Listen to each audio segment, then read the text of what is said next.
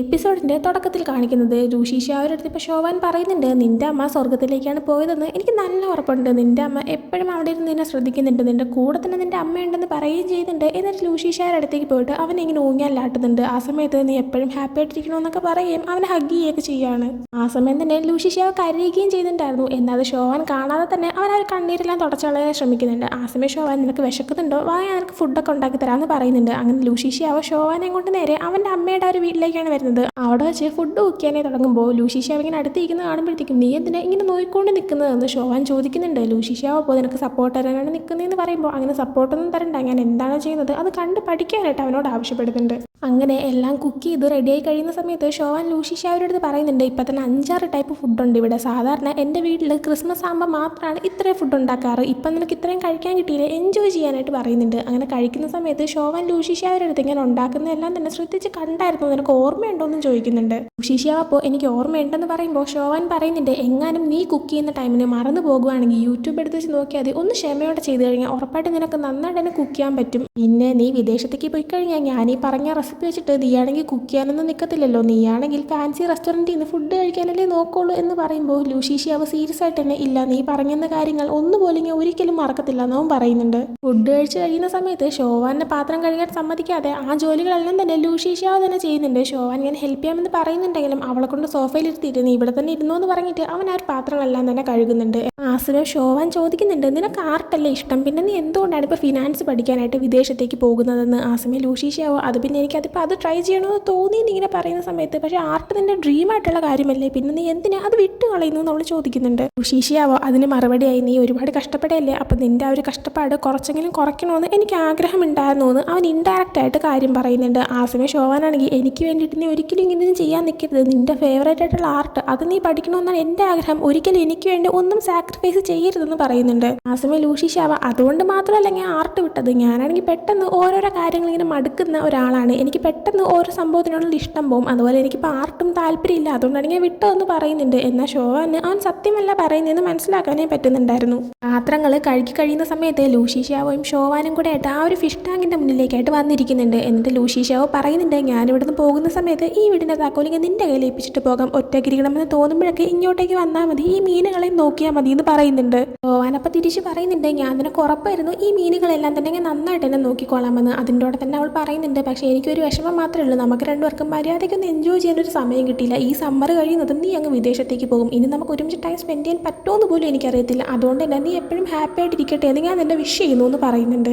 എന്തായാലും ഉടനെ ഒന്നും കാണത്തില്ലല്ലോ, അതുകൊണ്ട് തന്നെ ഇനി വരുന്ന ഹോളിഡേയ്സിനുള്ള വിഷസും കൂടെ ഇപ്പം തന്നെ പറയാമെന്ന് പറഞ്ഞ ശേഷം രണ്ടുപേരും പരസ്പരം happy Christmas, happy mother's day, happy children's day എന്നൊക്കെ പറഞ്ഞിട്ട് അങ്ങോട്ടും ഇങ്ങോട്ടും ഓരോ ഹോളിഡേയ്സിനെ പറ്റി പറഞ്ഞിട്ട് ഇങ്ങനെ വിഷ് ചെയ്യുന്നുണ്ട്. എന്നാൽ ലൂഷി ഷാവരുടെ അടുത്ത് ശോഭാൻ പറയുന്നുണ്ട്, പക്ഷേ നീയാണെങ്കിൽ ഹോളിഡേയ്സിൽ മാത്രമല്ല എന്നും ഹാപ്പി ആയിട്ടിരിക്കണമെന്നാണ് എൻ്റെ ആഗ്രഹമെന്ന്. ആ സമയം ലൂഷി ഷാവ് പറയുന്നുണ്ട്, നീ ഇതുവരെ ഈ വീട് മൊത്തത്തിൽ കണ്ടിട്ടില്ലല്ലോ, എന്തായാലും ഈ വീടിൻ്റെ താക്കോലെങ്കിൽ നിൻ്റെ കയ്യിൽ ഏൽപ്പിക്കാൻ പോവാണ്, അപ്പം പിന്നെ ഈ വീട് മൊത്തത്തിലെങ്കിൽ നിന്നെ ഇപ്പം തന്നെ കാണിച്ചു തരാമെന്ന് പറഞ്ഞിട്ട് അവളെ വിളിച്ചുകൊണ്ട് പോകുന്നുണ്ട്. ആദ്യം തന്നെ കൊണ്ടുവരുന്നത് അവൻ്റെ അമ്മ പെയിൻറ്റിങ് ഒക്കെ ചെയ്തുകൊണ്ടിരുന്ന ആ ഒരു റൂമാണ്. ആ ഒരു റൂമിലേക്ക് വരുമ്പോൾ കാണാനായിട്ട് പറ്റുന്നുണ്ട്, അവൻ്റെ അച്ഛനാണെങ്കിൽ എടുത്തുകൊണ്ട് പോയ ആ ഒരു പെയിൻറ്റിങ്ങിൻ്റെ കൂട്ടത്തിൽ വരുന്ന ബാക്കി 3-4 സീരീസിൻ്റെ പെയിൻറ്റിങ്. അത് കാണുമ്പോൾ ശോഭാൻ അപ്പം ഇതാണല്ലേ ആ ബാക്കി പെയിൻറ്റിങ്, എല്ലാം നല്ല അടിപൊളിയായിട്ടുണ്ടെന്ന് പറയുന്നുണ്ട്. അതേസമയം തന്നെ ആ കൂട്ടത്തിൽ ഫിനിഷിങ് ആവാത്തൊരു പെയിൻറ്റിങ് ഇരിപ്പുണ്ടായിരുന്നു. ലൂഷി ഷാവ് അതുവരെയായിട്ട് കംപ്ലീറ്റ് ആയിട്ടില്ല എന്നിങ്ങനെ പറയുന്ന സമയത്ത്, നിൻ്റെ അമ്മ ശരിക്കും നിന്നെ വല്ലാണ്ട് സ്നേഹിച്ചിട്ടുണ്ടായിരുന്നു, അതുകൊണ്ടാണ് നിൻ്റെ അമ്മ ഈ ലൈഫിൽ ഇങ്ങനെ ട്രാപ്പായി പോയിട്ട് നീ എങ്ങാനും അമ്മേനെ അന്വേഷണം നടന്ന് വിഷമിക്കുമോ എന്നിങ്ങനെ കരുതിയിട്ട് അമ്മയാണെങ്കിൽ എല്ലാം വിട്ട് പോയി കളഞ്ഞത്, അങ്ങനെയെങ്കിലും നിനക്ക് സമാധാനം ഉണ്ടാവുമല്ലോ എന്ന് കരുതിയിട്ട് നിൻ്റെ അമ്മ നിന്നെ ശരിക്കും സ്നേഹിക്കുന്നുണ്ടെന്ന് അവൾ പറയുന്നുണ്ട്. ആ സമയം ലൂഷി ഷാവോ ശോഭാൻ്റെ കൈയൊക്കെ പിടിച്ച് നിന്നിട്ട് അവളുടെ അടുത്ത് ചോദിക്കുന്നുണ്ട്, നീ എൻ്റെ ഗേൾ ഫ്രണ്ട് ആകാമോ എന്ന്. അത് കേൾക്കുന്നതും ശോഭാനും ഷോക്കാവുന്നുണ്ട്,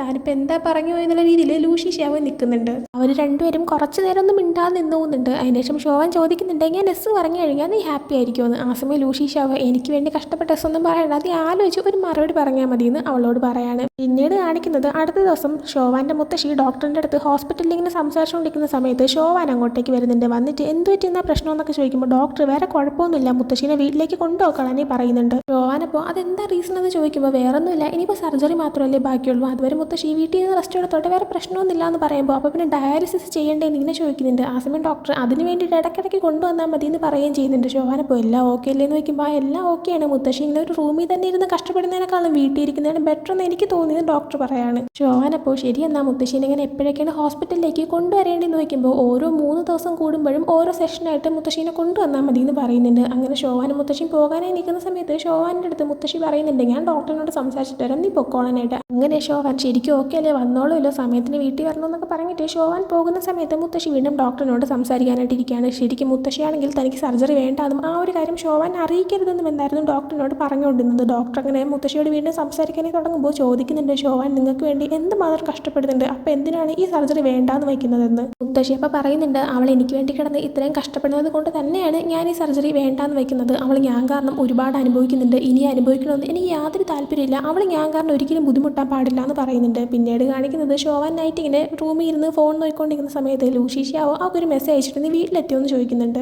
ശോഭാൻ അതിന് മറുപടി ആയിട്ട് ഞാൻ എത്തി എന്ന് പറയുന്ന സമയത്ത് ഞാൻ ഇതിനായിട്ട് പ്രപ്പോസ് ചെയ്തതിന് നീ യെസ് ഓർ നോ എന്ന് എനിക്ക് മറുപടി തന്നിട്ടില്ല എന്ന് അവൻ പറഞ്ഞ് വീണ്ടും മെസ്സേജ് ഇട്ടാണ്. ശോഭാൻ അതിന് എനിക്ക് ഓർമ്മയുണ്ടെന്ന് പറഞ്ഞ് വീണ്ടും ഒരു റിപ്ലൈ കൊടുക്കുന്നുണ്ട്. എന്നിട്ട് ലൂഷീഷ്യാവോടെ കോൺടാക്ട് അവൾ ലൂഷീഷ്യാവോ എന്ന് എഴുതി സേവ് ചെയ്തിരുന്നത് മാറ്റിയിട്ട് നമ്പർ 6 എന്നിങ്ങനെ എഴുതിയിടുന്നുണ്ട്.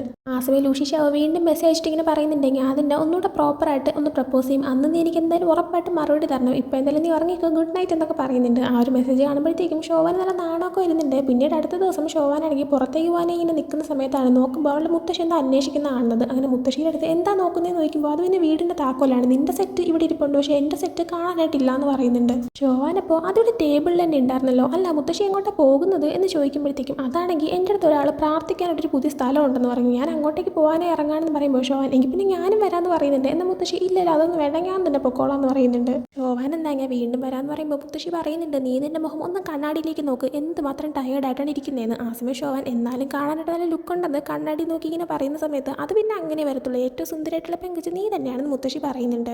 ആ സമയം ശോഭാൻ എനിക്ക് പക്ഷേ മുത്തശ്ശിയുടെ അടുത്ത് കുറച്ച് കാര്യങ്ങൾ സംസാരിക്കാനായിട്ടുണ്ട്, അപ്പം നമുക്ക് നടന്നു പോകുന്ന സമയത്ത് സംസാരിക്കാമെന്ന് പറയുമ്പോൾ അതൊന്നും വേണ്ട, തിരിച്ച് വന്നിട്ട് സംസാരിക്കാം, കാരണം നടക്കുമ്പോൾ സംസാരിക്കുമ്പോൾ നീ ആണെങ്കിൽ നിർത്താതെ നോൺ സ്റ്റോപ്പ് സംസാരിക്കും, അതിനേക്കാളും വൈകുന്നേരം ഞാൻ വന്നു കഴിഞ്ഞിട്ട് നമുക്ക് സംസാരിക്കാമെന്ന് പറഞ്ഞ് മുത്തശ്ശി പുറത്തേക്ക് പോകുന്നുണ്ട്. എന്തായാലും പിന്നീട് ശോഭാൻ വീട്ടിൽ നിൽക്കുന്ന സമയത്ത് ലൂഷീഷ്യാവോ അവൾക്ക് മെസ്സേജ് അയക്കുന്നുണ്ട്. ലൂഷീഷ്യാവോ അവളോട് പറയുന്നുണ്ട് നീയാണെങ്കിൽ ഇന്ന് രാത്രി 7 മണിയാകുമ്പോഴത്തേക്ക് സ്കൂൾ യാർഡിൽ എന്നെ മീറ്റ് ചെയ്യാനായിട്ട് വരണമെന്ന്. അതിനുശേഷം ലൂഷീഷ്യാനെ കാണിക്കുകയാണെങ്കിൽ അവനിപ്പോൾ അവർ പഠിച്ച ഒരു സ്കൂളിലേക്ക് പോവാണ്. ഫ്രണ്ടിൽ ഇതിന് വലിയൊരു നോട്ടീസ് ബോർഡ് വെച്ചിട്ടുണ്ട്, അതിൽ ശോഭാനും അവനും പഠിക്കുന്ന ടൈമിന് ഒരു അസംബ്ലിയിൽ വെച്ച് അവർ ഒരുമിച്ച് നിൽക്കുന്ന ഒരു ഫോട്ടോ ഉണ്ടായിരുന്നു, അത് ഈ നോട്ടീസ് ബോർഡിൽ വെച്ചിട്ടുണ്ടായിരുന്നു. ആ ഒരു ഫോട്ടോ അന്വേഷിച്ചാണ് ഇപ്പോൾ വരുന്നത്. എന്നാൽ നോക്കുമ്പോഴത്തേക്കും അവിടെ ഇരുന്ന ഫോട്ടോസ് എല്ലാം മാറ്റിയിട്ട് വേറെ സംഭവങ്ങൾ വെച്ചിട്ടുണ്ടായിരുന്നു.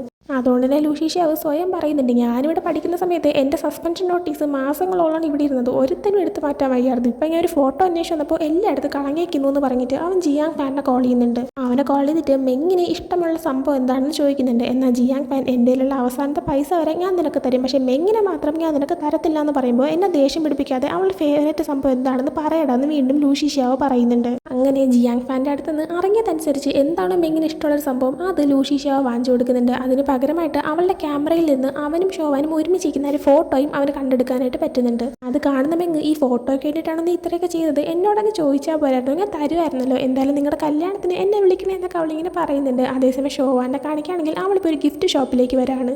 അവിടെ നിന്ന് ലൂഷീഷ്യാവോയ്ക്ക് അവളൊരു ഗിഫ്റ്റ് വാങ്ങുന്നുണ്ട്. തിരിച്ച് വീട്ടിൽ വന്ന് എല്ലാം ഇങ്ങനെ റാപ്പ് ചെയ്ത് നല്ല സെറ്റാക്കി വെക്കുന്ന സമയത്താണ് അവളുടെ ഫോണിൽ ഒരു കോൾ വരുന്നത്. ഇത് ഹുവാങ്ങിൻ്റെ കൊച്ചുമോളല്ലേ എന്നിങ്ങനെ ചോദിച്ചുകൊണ്ട്. അതിനുശേഷം ലൂഷീഷ്യാനെ കാണിക്കുകയാണെങ്കിൽ ഒരു 7 മണി ആകാറാവുന്ന സമയത്ത് അവൻ സ്കൂൾ യാർഡിൻ്റെ അങ്ങോട്ടേക്ക് വന്നിരിക്കുന്നുണ്ട്. ശോഭാനെ വെയിറ്റ് ചെയ്തിരിക്കുന്ന സമയത്ത് ശോഭാനുമായിട്ട് അവൾ ടൈം സ്പെൻഡ് ചെയ്ത കാര്യങ്ങളും മൊമെൻറ്റ്സും എല്ലാം തന്നെ അവനിങ്ങനെ ആലോചിക്കുന്നുണ്ട്. അതേസമയം ശോഭാനെ കാണിക്കുകയാണെങ്കിൽ അവളിപ്പോൾ ഹോസ്പിറ്റലിലേക്ക് എത്തിയിട്ടുണ്ടായിരുന്നു. ഹോസ്പിറ്റലിൽ നിന്നായിരുന്നു നേരത്തെ കോളും വന്നത്. അവിടെ എത്തുമ്പോഴാണ് അറിയാൻ സാധിക്കുന്നത് അവളുടെ മുത്തശ്ശി മരിച്ചു പോയിന്ന്. അത് കേൾക്കുമ്പോൾ തന്നെ അവളങ്ങ് ഇല്ലാണ്ടായി പോകുന്നുണ്ട്. അതേസമയം തന്നെ അവളുടെ അച്ഛൻ അവൾ കുഞ്ഞായിരുന്നപ്പോൾ മരിച്ച ഒരു സിറ്റുവേഷൻ അവൾ ആലോചിക്കുന്നുണ്ട്. ആ സമയത്ത് ശോഭാന് എന്താ സംഭവിക്കുന്നതെന്ന് മനസ്സിലാവുന്നുണ്ടായിരുന്നില്ല. മുത്തശ്ശിയോട് സംസാരിക്കുന്ന സമയത്ത് മുത്തശ്ശിയാണെങ്കിൽ നീ പേടിക്കണ്ട, അച്ഛൻ നമ്മുടെ കൂടെ തന്നെ ഉണ്ടെന്നൊക്കെ പറഞ്ഞ് അവളെ സമാധാനിക്കുകയും നീ വലുതാവുന്നവരെ നീ വലിയ സുന്ദരി ഒരു പെങ്കുച്ചാവുന്നവരെ ഞാൻ നിന്റെ കൂടെ ഉണ്ടാകും, ഞാൻ നിന്നെ ഒരിക്കലും ഇട്ടിട്ട് പോകത്തില്ല എന്നൊക്കെ പറഞ്ഞിട്ട് മുത്തശ്ശി പ്രോമിസ് ചെയ്യൊക്കെ ചെയ്തിട്ടുണ്ടായിരുന്നു. ഇപ്പം എന്തായാലും ശോഭാൻ അതെല്ലാം ആലോചിച്ച് അവളുടെ മുത്തശ്ശിയുടെ ഒരു ബോഡിയുടെ അടുത്തേക്ക് ചെന്നിട്ട് അവൾ ഭയങ്കരമായിട്ട് തന്നെ കരയുന്നുണ്ട്. അതേസമയം ലൂഷീഷ്യാനെ കാണിക്കുകയാണെങ്കിൽ എത്ര നേരമായി വെയിറ്റ് ചെയ്തിട്ടും അവൾ വന്നിട്ടേ ഉണ്ടായിരുന്നില്ല. അങ്ങനെ ലൂഷീഷ്യാവ് കാര്യങ്ങളൊന്നും അറിഞ്ഞൂടാത്തതുകൊണ്ട് തന്നെ ഷോവാനെ വെയിറ്റ് ചെയ്ത് അവളുടെ വീട്ടിൽ രാവിലെ വരെ ഇരിക്കുന്നുണ്ട്. രാവിലെ ഷോവാൻ അവളുടെ വീട്ടിലേക്ക് വരുന്ന സമയത്ത് എന്നെ ഇങ്ങനെ പറ്റിച്ച് നിനക്ക് മതിയായോ എന്ന് അവൻ ചോദിക്കുന്നുണ്ട്. എന്നാൽ അവൾ സോറി എൻ്റെ ഫോൺ ഓഫായി പോയി എന്ന് പറഞ്ഞിട്ട് വീടിൻ്റെ അകത്തേക്ക് കയറി പോവുകയാണ്. അവനെ പൊന്നി എവിടെ പോയിരിക്കുമായിരുന്നു, മുത്തശ്ശി എവിടെയെന്നൊക്കെ ചോദിക്കുന്ന സമയത്ത് അവൾ മുത്തശ്ശിയുടെ റൂമിൻ്റെ അകത്തേക്ക് വന്നിരിക്കുകയാണ്. മുത്തശ്ശിയുടെ കട്ടിലായിട്ട് മുത്തശ്ശി ഹോസ്പിറ്റലിലായിരുന്ന സമയത്ത് തച്ച ഒരു സ്കാർഫ് ഇരിക്കുന്നുണ്ടായിരുന്നു. ഹോസ്പിറ്റലിൽ വെച്ചിട്ട് മുത്തശ്ശി അങ്ങനെ ചെയ്യുന്ന കണ്ടപ്പോൾ ഷോവൻ പറഞ്ഞിട്ടുണ്ടായിരുന്നു, എന്തിനാ ഇപ്പോഴും ഇതൊക്കെ ചെയ്യുന്നത്, ഇപ്പോൾ സമ്മർ ടൈം അല്ലേ, വിൻ്റർ ആകാനായിട്ട് ഒരുപാട് സമയമുണ്ടല്ലോ, അപ്പോൾ നമുക്ക് സ്കാർഫ് റെഡിയാക്കിയാൽ പോരുന്നത് എന്ന മുത്തശ്ശി അന്ന് പറഞ്ഞിട്ടുണ്ടായിരുന്നു. ചിലപ്പോൾ നമുക്ക് സമയം തികഞ്ഞെന്ന് വരത്തില്ല എന്ന്. ഇപ്പോഴാണ് അവൾക്ക് ആ ഒരു സത്യം മനസ്സിലായത്. മുത്തശ്ശി മരിക്കുമെന്ന് മുത്തശ്ശിക്ക് ഉറപ്പുണ്ടായിരുന്നു. അതുകൊണ്ടാണ് അവൾക്ക് വേണ്ടിയിട്ട് മുത്തശ്ശി ഇത് ചെയ്തതെന്ന്. ഇതിപ്പോൾ ലൂഷി ഷാവയ്ക്ക് ഷോവാൻ ഇങ്ങനെ പറഞ്ഞു കൊടുക്കുന്നുണ്ട്. അതിൽ നിന്ന് തന്നെ മുത്തശ്ശി മരിച്ചു എന്ന് ലൂഷി ഷാവയ്ക്ക് മനസ്സിലാക്കാൻ പറ്റുന്നുണ്ട്. ഷോവാൻ ആ ഒരു സ്കാർഫ് അവളുടെ കഴുത്തിൽ കൂടെ ഇടുകയും മുത്തശ്ശിയുടെ പേഴ്സ് ഇങ്ങനെ കയ്യിൽ വെക്കുകയൊക്കെ ചെയ്യുന്നുണ്ട്. എന്നിട്ട് ആ പേഴ്സ് ഓപ്പൺ ചെയ്ത് നോക്കുമ്പോൾ മുത്തശ്ശി പ്രാർത്ഥിക്കാനായിട്ട് പോകുകയാണെന്ന് പറഞ്ഞിട്ടാണല്ലോ കഴിഞ്ഞ ദിവസം പോയത്. അതിൻ്റെ തന്നെ 2-3 ഇങ്ങനെ പേപ്പർ ഇരിക്കുന്നുണ്ടായിരുന്നു. ഓപ്പൺ ചെയ്ത് നോക്കുമ്പോൾ അവൾക്ക് വേണ്ടിയിട്ടാണ് മുത്തശ്ശി പ്രാർത്ഥിക്കാനായി പോയെന്ന് മനസ്സിലാക്കാൻ പറ്റുന്നുണ്ട്. അങ്ങനെ അതും കൂടെ പറഞ്ഞ് അവൾ കരയാനായി തുടങ്ങുമ്പോൾ ലൂഷി ഷാവ് വന്ന് അവളെ ഹഗ് ചെയ്യുന്നേ, പേടിക്കണ്ട, വിഷമിക്കേ വേണ്ട, ഞാൻ നിൻ്റെ കൂടെ ഉണ്ടായിരിക്കും, എപ്പോഴും ഞാൻ നിൻ്റെ കൂടെ ഉണ്ടായിരിക്കും, നിന്നെ ഞാൻ വിട്ടിട്ട് പോകത്തില്ല, നീ റിലാക്സ് ആവുന്ന എന്നൊക്കെ പറഞ്ഞിട്ട് അവളെ സമാധാനിപ്പിക്കുന്നുണ്ട്. പിന്നീട് ഇവർ രണ്ടും കൂടെ ആയിട്ട് ഗ്യാരേജിലേക്ക് പോകുന്നുണ്ട്. ജിയാങ് ഫാനിൻ്റെ അടുത്തും അതുപോലെ തന്നെ മെങ്ങിനോടും ഈ കാര്യങ്ങളെല്ലാം തന്നെ പറയാണ്. അതിനുശേഷം ഷോവാനെയും കൊണ്ട് ലൂഷി ഷാവ് മുത്തശ്ശിക്ക് ഇഷ്ടമുള്ള സാധനങ്ങളെല്ലാം തന്നെ വാങ്ങാനായി പോകുന്നുണ്ട്. അങ്ങനെ അവിടെ ചെന്ന് മുത്തശ്ശിക്ക് ഇഷ്ടമുള്ള സ്നാക്സ് എല്ലാം വാങ്ങുന്ന സമയത്ത് ഷോവാൻ പറഞ്ഞിട്ടുണ്ട്, ഇതൊന്നും തന്നെ മുത്തശ്ശിക്ക് വയ്യാത്തോണ്ടെങ്കിൽ ഞാൻ അങ്ങനെ കഴിക്കാനായിട്ട് സമ്മതിക്കത്തില്ലായിരുന്നു എന്ന്. അതെല്ലാം വാങ്ങി പുറത്തിറങ്ങുന്ന സമയത്ത് നീയാണെങ്കിൽ ഫ്രൂട്ട്സ് കടയിലേക്ക് ചെന്നിട്ട് മുത്തശ്ശിക്ക് ഇഷ്ടമുള്ള ഫ്രൂട്ട്സ് എല്ലാം വാങ്ങും, നമുക്കാണെങ്കിൽ മുത്തശ്ശീനെ പറഞ്ഞയക്കുമ്പോൾ സന്തോഷത്തോടെ തന്നെ പറഞ്ഞയക്കണം, നീ റിലാക്സ് ആവാനും പറഞ്ഞിട്ട് ഷോവാനെ വീണ്ടും സാധനങ്ങളെല്ലാം വാങ്ങാനായിട്ട് ലൂഷി ഷാവ് പറഞ്ഞു വിടുന്നുണ്ട്. അതിനുശേഷം ലൂഷി ഷാവ് ആണെങ്കിൽ നേരെ ജിയാങ് യാൻ്റെ വീട്ടിലേക്ക് വരുന്നുണ്ട്. അവനെ കാണുന്ന സമയത്ത് ജിയാങ് യാനും അവൻ്റെ അമ്മയ്ക്ക് ഫസ്റ്റ് ഇഷ്ടപ്പെടുന്നില്ല. ആ സമയം ലൂഷി ഷാവ് പറയുന്നുണ്ട് ഷോവാൻ്റെ മുത്തശ്ശി മരിച്ചു പോയിന്ന്. ഇത് കേൾക്കുമ്പോൾ അവർ രണ്ടൊരു ഷോക്കാവുന്നുണ്ട്. ലൂഷി ഷാവ് പറയുന്നുണ്ട്, ഇതുവരെയായിട്ട് മുത്തശ്ശിയുടെ മരണാന്തര ചടങ്ങിൽ ഏത് ഫോട്ടോയാണ് വയ്ക്കേണ്ടി തീരുമാനിച്ചിട്ടില്ല, ഞങ്ങൾക്ക് വേറെ കുറേ പരിപാടികളുണ്ട്, അതുകൊണ്ട് തന്നെ തീരുമാനിക്കാനായിട്ട് എനിക്ക് നിൻ്റെ ഹെൽപ്പ് വേണമെന്ന്. ജിയാങ് യാൻ തൻ്റെ അമ്മ അവനെ എതിർക്കുമെന്നും ലൂഷി ഷാവിനെ പറഞ്ഞു വിടാൻ നോക്കുമെന്നാണ് വിചാരിച്ചത്. എന്നാൽ അവൻ്റെ അമ്മ തന്നെ വാ വേഗം പെട്ടെന്ന് ഇറങ്ങും, അവരുടെ വീടിൻ്റെ ഒരു സ്പെയർ കീ എൻ്റെ കയ്യിലുണ്ട്, നമുക്ക് വേഗം അങ്ങോട്ടേക്ക് പോകാമെന്ന് പറഞ്ഞിട്ട് അവരങ്ങോട്ടേക്ക് ഇറങ്ങുന്നുണ്ട്. അതിനാണെങ്കിൽ ലൂഷി ഷാവ് ഒരു താങ്ക് യുവും പറയുന്നുണ്ട്. അതും കാണിച്ചുകൊണ്ടാണ് ഈ ഒരു എപ്പിസോഡ് ഇവിടെ എൻഡ് ആവുന്നത്. അപ്പോൾ ഈ ഒരു എപ്പിസോഡ് നിങ്ങൾക്ക് ഇഷ്ടപ്പെട്ടിട്ടുണ്ടെങ്കിൽ ലൈക്ക് ചെയ്യുക, ഷെയർ, സബ്സ്ക്രൈബ് ചെയ്യുക. പുതിയ വീഡിയോ വരും. ബൈ.